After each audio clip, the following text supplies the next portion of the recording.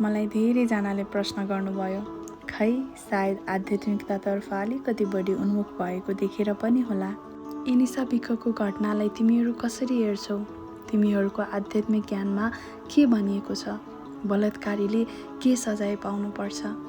चाहे भौतिक दृष्टिकोणबाट हेरौँ वा आध्यात्मिक दृष्टिकोणबाट, यस्तो अपराध कुनै पनि हालतमा स्वीकार्य हुन सक्दैन। एक निर्दोष युवतीको सम्मान अनि उसको जीवनमाथि आक्रमण गर्न यहाँ कसैले पाउँदैन। हामी कसैले पनि यस्तो समाज चाहँदैनौँ जहाँ महिलाहरू सुरक्षित महसुस पनि गर्न सक्दैनन्।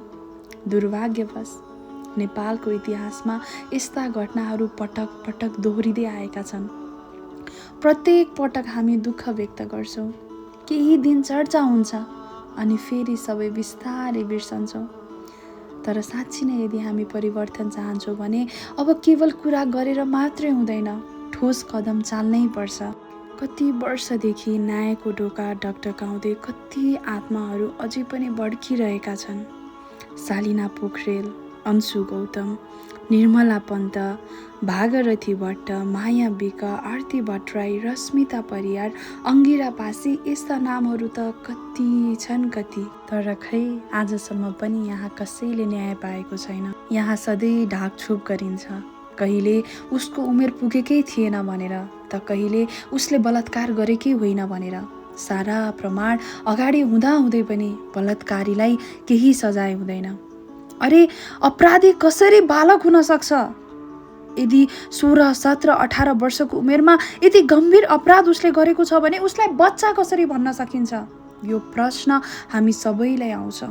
तर खै यसको उत्तर आजसम्म हामीले कहिल्यै पाएका छैनौँ। मनुस्मृति नाम गरिएको शास्त्रमा पनि भनिएको छ, यो कामम दुष्यते कन्याम ससद्यो वदमर्हति सकामाम दुष्याम शतुल्यो न वदम प्राप्न्युन नरः। यहाँ भनिएको छ, यदि कुनै पनि पुरुषले कुनै पनि कन्यालाई उसको इच्छा बिना बलपूर्वक दुष्कर्म गर्छ भने उसले तुरुन्त मृत्युदण्ड पाउनुपर्छ। उसका दुवै हात खुट्टा हामीहरू काटिदिन सक्छौँ।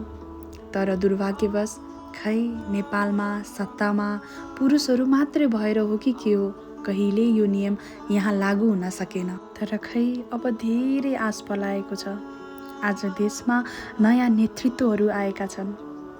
जनताले परिवर्तनको ठुलो आशा राखेर हामीहरूले उहाँहरूलाई जिताएका छौँ। त्यसैले अब समय आएको छ कि अपराध विरुद्ध कडा सन्देश दिन सकियोस्।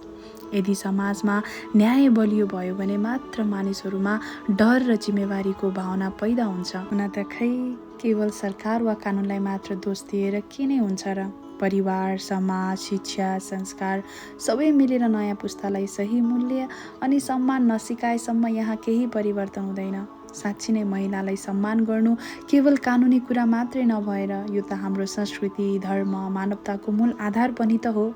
यिनीसा बहिनीको परिवार कति दुःखमा होला। अब यस्तो अन्यायलाई चुपचाप सहने भने हामी पक्कै पनि छैनौँ। न्यायका लागि आवाज उठाउनेछौँ, सत्यका लागि हामी उभिनेछौँ र यस्तो घटना फेरि नदोहोरियोस् भनेर सुनिश्चित गर्न हामी सक्दो प्रयास गर्नेछौँ। किनकि जबसम्म समाजमा न्याय हुँदैन तबसम्म शान्ति सम्भव हुँदैन र जबसम्म महिलाहरू सुरक्षित हुँदैनन् तबसम्म कुनै पनि देश वास्तवमा सभ्य बन्न सक्दैन। धन्यवाद। हरे कृष्ण।